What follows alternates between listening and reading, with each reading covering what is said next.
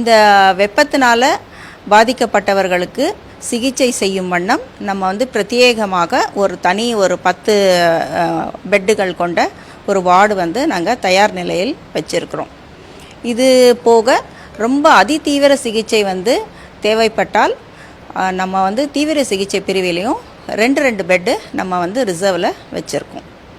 எப்படி வந்து இந்த மக்கள் வந்து அவங்கள தற்காத்து கொள்ளணும்னா, நம்ம அரசாங்கத்துடைய அறிவுரைப்படி நம்ம எல்லாருமே வந்து இந்த வெயில் தாக்கம் அதிகம் உள்ள 11 மணியிலிருந்து 3 மணி வரைக்கும் தேவையில்லாமல் வெளியே செல்வதை தவிர்க்க வேண்டும்.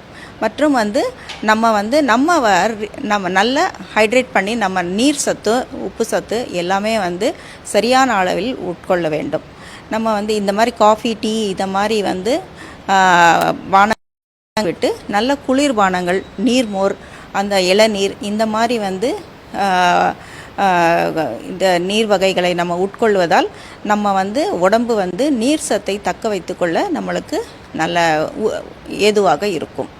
மற்றும் வந்து நம்ம லேசான ஒரு பருத்தி ஆடைகளை வந்து அணிந்து கொள்ள வேண்டும். அப்போ தான் நம்மளுடைய வேர்வை வந்து நிறைய அதிகப்படியான செலவாகாமல் இருக்கும். நம்ம உடல் வெப்பத்தை வந்து சமசீராக நம்ம வச்சுக்கொள்ள முடியும்.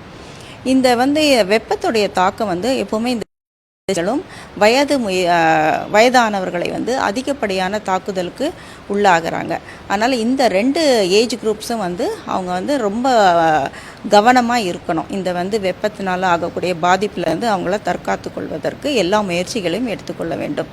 முக்கியமாக இந்த வெளியில் வந்து சாலைகளில் வேலை செய்கிறவங்க, இந்த கட்டுமான பணிகளில் ஈடுபடுவர்கள், அதற்கப்புறம் வந்து செக்யூரிட்டி பர்சனல், இவங்க எல்லாமே வந்து எப்போவுமே வந்து அந்த வந்து வெப்பத்திலேயே வந்து இதுலேயே வந்து வெளியிலேயே இருக்கிறதுனால வந்து அதிகப்படியாக அவங்க வந்து தாக்குதலுக்கு ஏற்படுவதற்கு வாய்ப்புகள் உள்ள.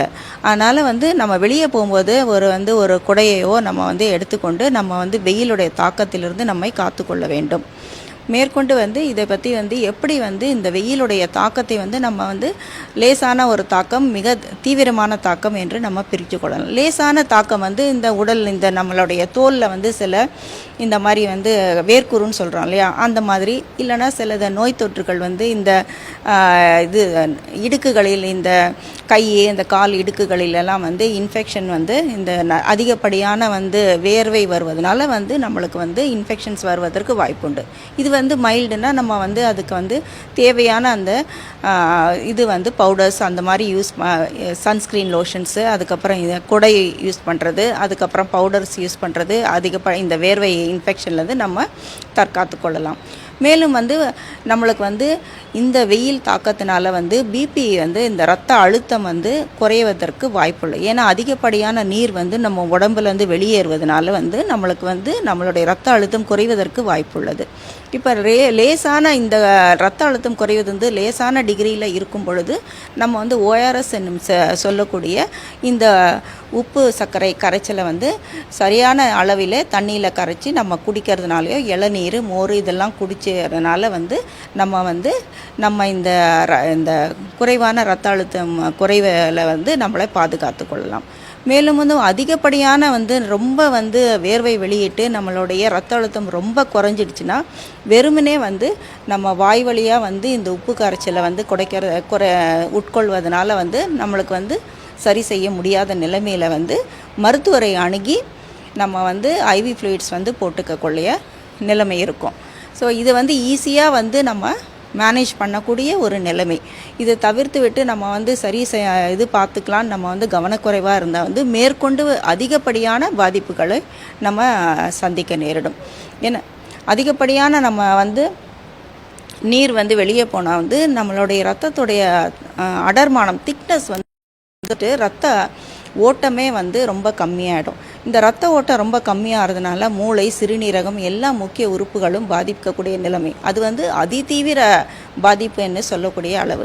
ஸோ இந்த மாதிரி வந்து அதிதீவிர பாதிப்பு ஏற்பட்டால் உடனே ஐஎம்சியில் அட்மிஷன் பண்ணி நம்ம வந்து அவங்களுக்கு தீவிர சிகிச்சை மேற்கொள்ளணும். இதுக்கும் தேவையான வசதி வந்து அரசு ராயப்பட்ட மருத்துவமனையில் தயார் நிலையில் எல்லா மருத்துவர்களும் இருக்கிறாங்க. இந்த மாதிரி பாதிப்பு இல்லாமல் அவங்கள முதல் வந்து always prevention is better then cure. மக்கள் வந்து நம்ம சொல்கிற வழிமுறைகளெல்லாம் ஃபாலோ செஞ்சு எல்லாம் வந்து அவங்கள வந்து இந்த வெப்பத்தின் தாக்கத்தினால் பாதுகாத்து கொள்ள வேண்டும் என்று வேண்டிக் கொள்கிறேன். மேலும் அப்படி ஏதாவது உபாதைகள் வந்தால் உடனே மருத்துவமனை அணுகி அவர்கள் உரிய சிகிச்சையை பெற்றுக்கொள்ள வேண்டும் என்று வேண்டிக் கொள்கிறேன். நன்றி, வணக்கம்.